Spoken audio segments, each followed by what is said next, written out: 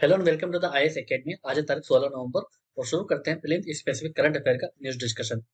हमारी पहली news POCSO act को लेकर है। दरअसल इस पॉक्सो एक्ट को आए हुए 10 साल पूरे हो गए हैं। इसी बेसिस पर विधि सेंटर फॉर लीगल पॉलिसी ने एक रिपोर्ट जारी करी है। इस रिपोर्ट का नाम है अ decade of POCSO development challenges and insight from the judicial data. तो इस रिपोर्ट के डाटा को हम यूज कर सकते हैं हमारे मेंस आंसर राइटिंग में और हमारे एसे में भी हम इसको यूज कर सकते हैं। तो जो मेन फाइंडिंग्स है उसकी ये है कि जो 2020 का एनसीआरबी का डाटा ये कहता है कि 90% जो कल्प्रिट होते हैं, जो परपेट्रेटर्स होते हैं, जो चाइल्ड अब्यूज करते हैं, वो कौन होते हैं? वो उस चिल्ड्रन से रिलेटेड ही होते हैं। मतलब जो विक्टिम है उनसे वो कहीं ना कहीं रिलेटिव होते हैं या उसकी फैमिली के मेंबर का हिस्सा होते हैं। दूसरा जो मेन इशू है पॉक्सो एक्ट में कि इसके जो केसेस हैं वो बहुत सारे पेंडिंग पड़े हुए हैं, जो कि अभी तक जिनमें कन्विक्शन आया नहीं है। और लो कन्विक्शन रेट का भी एक मुद्दा है, क्योंकि इसका जो कन्विक्शन रेट है सेक्स के अंडर वो सिर्फ 14% है। दूसरा एज ऑफ कंसेंट को लेकर भी इशू है। फिलहाल अभी जो कंसेंट है सेक्सुअल रिलेशनशिप की वो है 18, बट क्या हो रहा है कि माइनर्स कभी कभी कंसेंशुअल एक्ट में होते हैं, पर फिर भी इस एक्ट के कारण, उस एज के कारण इन्हें भी कन्विक्ट कर दिया जाता है। तो ये एक इशू है जो इस एक्ट के तहत जो चिल्ड्रन वो फेस कर रहे हैं। प्रीलिम्स के पर्सपेक्टिव से हमें इस एक्ट के बारे में पता होना चाहिए। ये एक्ट 2012 में आया था, ताकि जितने भी चिल्ड्रन जो सेक्सुअल अब्यूज, असॉल्ट, हरासमेंट का शिकार होते हैं उन्हें प्रोटेक्ट किया जा सके। इसके जो मेन फीचर्स ये हैं कि इसके तहत स्पेशल कोर्ट बनेगा, ताकि जो भी जुडिशियल एक्टिविटी होगी वो बिल्कुल चाइल्ड फ्रेंडली होगी, ताकि उन पे किसी भी प्रकार का मेंटल हेरासमेंट या फिर मेंटल किसी प्रकार का उन पे प्रेशर ना आए। दूसरी बात, ये जेंडर न्यूट्रल लॉ है। इसमें जो मेल चाइल्ड है, जो गर्ल चाइल्ड है, दोनों को इक्वली ट्रीट दिया जाएगा। इसके अलावा इसमें जो भी रिपोर्टिंग होगी, रिकॉर्डिंग होगी एविडेंस का, वो चाइल्ड फ्रेंडली मैनर और चाइल्ड के हित के ध्यान में रखते हुए ही उसको रिकॉर्ड किया जाएगा, उसको रिपोर्ट किया जाएगा। जैसे कि जो भी चाइल्ड विक्टिम है उसका नाम आप न्यूज़पेपर में नहीं रख सकते, उसकी आइडेंटिटी को डिस्क्लोज नहीं करना है। और जब भी किसी बच्चे से कुछ पूछना होगा तो वुमन पुलिस ऑफिसर ही पूछेगी। तो एक तरीका होगा, पूरा सिस्टम होगा। इसके अलावा national commission for protection of child right, NCPCR, और जो स्टेट की जो बॉडीज हैं वो इस पूरे लॉ के इम्प्लीमेंटेशन को मॉनिटर करेंगी। तो ये पूरे जो इसके बेसिक फीचर्स हैं जो हमें याद रखना है, पुलिस में यूपीएससी पूछ सकती है। अब चलते हैं आगे। अगली न्यूज हमारी क्रिमिनलाइजेशन ऑफ पॉलिटिक्स को लेकर है। दरअसल हाईकोर्ट में जितने भी पेंडिंग केसेस हैं हमारे लॉ मेकर के अगेंस्ट, जो एमएलए है, जो एमपीज हैं, उनके अगेंस्ट जितने भी केसेस हैं, उनमें ये देखा गया है कि उनमें 21% का राइज आया है। 2018 में ये 4122 था, वही 2021 में बढ़कर 4984 हो गया। मतलब जो क्रिमिनलाइजेशन ऑफ पॉलिटिक्स है वो बढ़ गया है। और सबसे ज्यादा ये बढ़ोतरी देखी गई है महाराष्ट्र में, जो कि चिंता की बात है। अगर हम इससे रिलेटेड लॉ देखें तो section 8 of RPI act, representation people act 1951 disqualify करता है किसी भी पर्सन को अगर वो 2 या 2 से ज्यादा साल के लिए जेल या फिर सेंटेंस की सजा सुनाई गई है। मतलब ऐसा पर्सन अब इलेक्शन कंटेस्ट नहीं कर सकता। पर अगर ये कन्विक्शन पेंडिंग है, मतलब अभी कन्विक्ट नहीं किया गया, अभी सिर्फ ट्रायल चल रहा है, तो वो इंसान इलेक्शन लड़ सकता है। तो ये छोटी सी न्यूज है। हालांकि सुप्रीम कोर्ट ने कई सुधार लाए हैं, जैसे कि ट्रायल्स को अब 1 साल के अंदर खत्म करना होता है। इसके अलावा स्पेशल कोर्ट का भी प्रोविजन है, बट ये अभी पीआईएल डली हुई है सुप्रीम कोर्ट में कि हम जुडिशियली बायस नहीं हो सकती, क्योंकि जो हमारा राइट टू जस्टिस है वो इक्वल होना चाहिए। अगर गरीब को ट्रायल लेने में 7-8 साल का समय लग रहा है तो हम पॉलिटिशियन को इतना फेवर क्यों कर रहे हैं? और दूसरा आर्गुमेंट ये है कि पॉलिटिशियन को अगर हम जल्दी ट्रायल नहीं करेंगे तो ऐसे लोग विधानसभा, हमारे संसद में बैठ के अपने फेवर में लॉ बनाते रहेंगे। तो इसीलिए ये पब्लिक के हित में है कि इनका जो ट्रायल हो जल्दी से जल्दी हो, ताकि कोई भी क्रिमिनलाइज बैकग्राउंड का व्यक्ति हमारे विधानसभा और हमारी संसद में ना बैठ पाए। इसका पॉलिटिकल पार्टी को डायरेक्ट किया गया था कि जितने भी क्रिमिनल केसेस है, कोई व्यक्ति अगर आपकी पार्टी से खड़ा हो रहा है तो आपको उसका क्रिमिनल बैकग्राउंड आपको 48 आवर्स के अंदर वेबसाइट, सोशल मीडिया, न्यूज़पेपर के थ्रू लोगों को बताना होगा। जैसे आपने उस कैंडिडेट का नाम अनाउंस किया उस पर्टिकुलर कॉन्स्टिट्यूंसी के लिए, तो विद इन 48 आवर्स आपको उसका criminal background website, social media, newspaper में डालना होगा। तो ये कुछ अच्छे रिफॉर्म्स हैं जो सुप्रीम कोर्ट ने दिए थे। अब चलते हैं आगे। हमारी अगली न्यूज फोर्स कन्वर्जन को लेकर है। फोर्स कन्वर्जन मतलब ऐसे लोगों को जब किसी को डरा धमकाकर या किसी लालच देके उनके धर्म का परिवर्तन होता है, उनके रिलीजियस आइडेंटिटी को जब चेंज किया जाता है, तो उसे फोर्स कन्वर्जन माना गया है। तो सुप्रीम कोर्ट में जो पीआई लगी थी कि फोर्स कन्वर्जन के मामले में सेंट्रल और स्टेट को कुछ ठोस कदम उठाने चाहिए। तो इसी पीआई में सुप्रीम कोर्ट ने जजमेंट दिया है कि केंद्र को अपना रुख क्लियर करना चाहिए और केंद्र जो सेंट्रल गवर्नमेंट है उसे जल्द से जल्दी ऐसे स्टेप लेने होंगे ताकि फोर्स कन्वर्जन को रोका जा सके। क्योंकि हमारे देश में जो रिलीजियस फ्रीडम है उस पर भी खतरा है, और साथ ही साथ ये हमारे देश की नेशनल सिक्योरिटी पे भी खतरा है। ये जजमेंट, ये वर्डिक आप सीधे अपने आंसर में कोट कर सकते हो। तो सुप्रीम कोर्ट ने बोला है कि जो फोर्स रिलीजन है वो डेंजरस है हमारे नेशन के सिक्योरिटी को, और साथ ही साथ जो freedom of religion and conscience हमें मिला है आर्टिकल 25 में, वो भी इसके लिए खतरा है। तो सेंट्रल को जल्द से जल्द ऐसे ठोस कदम उठाने होंगे, या तो आप कोई लॉ लेके आइए या फिर आप किसी और तरीके से फोर्स कन्वर्जन को रोकिए।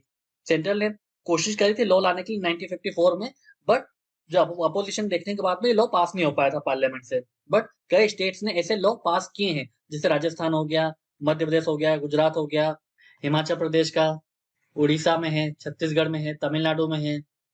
कई स्टेट ने ऐसे लॉ पास किए हैं, बट कई जगह ये अभी इम्प्लीमेंट नहीं हो रहे हैं, और कुछ स्टेट ऐसे लॉ लाने की तैयारी कर रहे हैं। तो आर्टिकल 25 क्या बोलता है कि हमें फ्रीडम ऑफ कंसाइंस, हमारा राइट है to profess, practice and propagate, कि हम हमारे रिलीजियस को प्रोफेस कर सकते हैं, हमारे रिलीजियस प्रैक्टिस को फॉलो कर सकते हैं, हम हमारे रिलीजन को प्रोपेगेट करते हैं। बट सुप्रीम कोर्ट ने रेप स्टेनिस्लॉस केस में 1977 में ये बोला था कि राइट टू प्रोपेगेट में कहीं भी मेंशन नहीं है कि आप राइट टू कन्वर्ट कर सकते हैं। आप अपने रिलीजियस प्रैक्टिस को प्रीच करिए, बताइए, अपना रिलीजियस प्रैक्टिस करिए, पर किसी को आप कन्वर्ट नहीं कर सकते, और फोर्सफुली तो बिल्कुल भी नहीं कन्वर्ट करा जा सकता है। तो आप देखते हैं सेंट्रल इसमें लॉ लाती है या नहीं लाती है। पर इसके अगेंस्ट में भी आर्गुमेंट ये दिया जाता है कि एक तो हमें चॉइस है कि हम किसी भी रिलीजन को फॉलो कर सकते हैं, ठीक है, क्योंकि अगर लॉ आता है तो यहाँ पर साबित करना मुश्किल है कि क्या ये फोर्स रिलीजन है या किसी ने अपने मन से ये रिलीजन को चेंज किया है। दूसरी चीज, एक ये भी आर्गुमेंट दिया जाता है कि इससे क्या होगा कि जो माइनॉरिटीज हमारे देश है उसे टारगेट किया जा सकेगा, जो इंटरफेथ मैरिजेस है उनको काउंटर मिलेगा। तो ये अपोजिशन का पॉइंट है, हमें हमारा आंसर बैलेंस रखना होगा। अब चलते हैं आगे। हमारी अगली न्यूज़ एलटी एलईडीएस को लेकर है। क्या ये लॉन्ग टर्म लो एमिशन डेवलपमेंट स्ट्रेटेजी, ये एक टाइप का डॉक्यूमेंट है जो हमारे इन्वायरमेंट मिनिस्टर ने COP27 जो भी इजिप्ट में चल रही है UNFCCC की, वहां पे प्रेजेंट किया है। इस डॉक्यूमेंट में यह बताया गया कि कैसे इंडिया 2070 तक नेट जीरो कंट्री हो जाएगा, या जिसको कहा जाता है कार्बन न्यूट्रल कंट्री। और इस टारगेट को अचीव करने के लिए हम लो एमिशन डेवलपमेंट पाथ को चूज करेंगे, क्योंकि हम जितना भी डेवलपमेंट करेंगे कोशिश करेंगे कि उसमें कम से कम एमिशन हो कार्बन डाइऑक्साइड का या ग्रीन हाउस गैसेस का। तो यूपीएससी डायरेक्टली टर्म पूछ सकते हैं कि क्या है LTLEDS। तो हमें पता होना चाहिए डॉक्यूमेंट है जिसमें भारत ये अचीव करेगा कि वो नेट जीरो की तरफ जाएगा 2070 तक। अब इसकी रिक्वायरमेंट क्यों है? क्योंकि 2015 के पेरिस एग्रीमेंट में बताया गया था कि कंट्री को एक्सप्लेन करना होगा कि कैसे वो नेट जीरो टारगेट की तरफ अचीव करेंगे, उनका NDC टारगेट क्या होगा, और वो कैसे 2050 तक नेट जीरो कंट्री बन जाएंगे। पर ये हम जो टारगेट अचीव करेंगे वो 2070 में अचीव करेंगे, क्योंकि हमारा कंसिडरेशन ये है कि हमने ज्यादा कार्बन एमिट किया ही नहीं। और दूसरी बात ये कि हमें हमारे डेवलपमेंट के लिए फिलहाल एनर्जी की आवश्यकता है। हम पूरी तरीके से रिन्यूएबल एनर्जी और न्यूक्लियर एनर्जी पर रिलाई नहीं कर सकते, हमें थर्मल एनर्जी की आवश्यकता है। पर इन सब बातों को ध्यान में रखते हुए भी हम हमारा डेवलपमेंट जितना हो सकेगा बिल्कुल लो कार्बन पर डेवलपमेंट की ओर जाएंगे।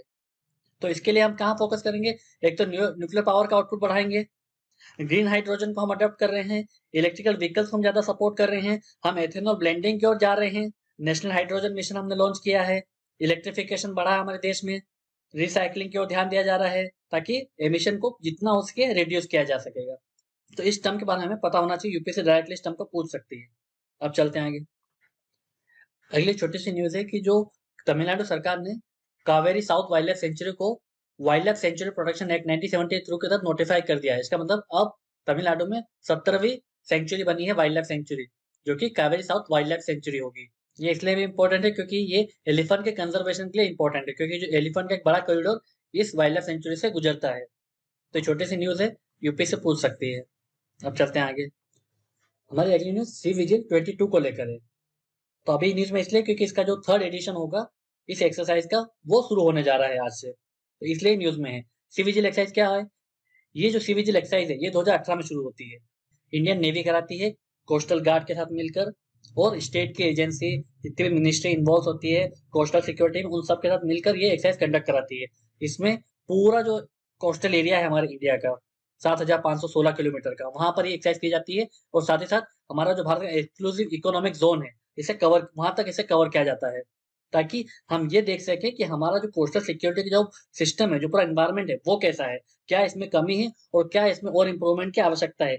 क्योंकि जब से हमने 26/11 का जो अटैक देखा था ताज में, होटल ताज में, तब से हमें जो कोस्टल सिक्योरिटी है उसको लेके हम काफी सजग हो गए, और इंडियन नेवी रेगुलरली ऐसे एक्सरसाइज कंडक्ट करा रही है ताकि हम रेडी रहें किसी भी इवेंचुअलिटीज को टैकल करने में। तो इंडियन नेवी के साथ में कोस्टल गार्ड और अन्य मिनिस्ट्री जो भी इन्वॉल्व होती है, स्टेट एजेंसी भी इन्वॉल्व होती है, उन सब के साथ मिलकर ये मेरीटाइम एक्टिविटीज कंडक्ट कराई जाती है। इसे पूरे 7,516 किलोमीटर के कोस्ट लाइन में कवर किया जाता है और एक्सक्लूसिव इकोनॉमिक जोन को भी कवर किया जाता है। और ये जो एक्सरसाइज है ये ट्रोपेक्स के पहले की एक्सरसाइज है ताकि इंडियन नेवी इसके पहले रेडी रहे। ट्रोपेक्स का मतलब है theatre level readiness operational exercise, जो कि हर 2 साल में होती है। सी विजिल और ट्रोपेक्स दोनों मिलकर पूरा जो हमारे देश का जो मेरीटाइम सिक्योरिटी का जितने एस्पेक्ट है उन सबको कवर करती है। इस वीडियो की पीडीएफ के लिए आप हमारे टेलीग्राम चैनल को ज्वाइन कर सकते हैं। ऐसे ही और करंट अफेयर वीडियोस के लिए हमारे यूट्यूब चैनल को सब्सक्राइब कर सकते हैं। आज के वीडियो में सिर्फ इतना ही है। Thank you very much.